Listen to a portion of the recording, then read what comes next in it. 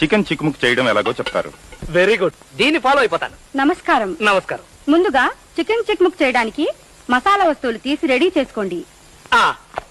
Ready చేసుకున్నాం. కోడిని తీసుకోండి. అలాగే.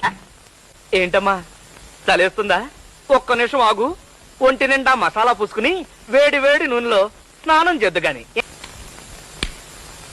క్రమ పద్ధతిలో చేస్తే ఆరోగ్యం చక్కగా ఉంటుంది. అంతే కదా మరి, మంచి ఫుడ్ తింటే ఆరోగ్యంగానే ఉంటుంది. మొదటగా కాళ్లను ఎడంగా చాపాలి. చాపా. చేతులు వెనక్కి ఉంచాలి. చేతులే? కోడికి చేతులు ఎక్కడుంటాయి? భాషా దోషం, రెక్కలై ఉంటాయి. వెనక్కి పంచ. తలని మెల్లగా అటూ ఇటూ తిప్పండి. తిప్పే. ఇప్పుడు కాళ్ళు దగ్గరగా పెట్టి ఊపిరి గట్టిగా పీల్చండి. చచ్చింది కదా, మన ఊపిరి అయి ఉంటుంది. మెల్లగా ఊపిరి వదలండి. ఇప్పుడు తల కిందకి పెట్టి కాళ్ళని పైకి లేపండి. తల కిందకి, కాళ్ళు పైకి లేపిన కాళ్ళని మెల్లగా అటూ ఇటూ ఊపండి. ముందుకి వెనక్కి, ముందుకి వెనక్కి.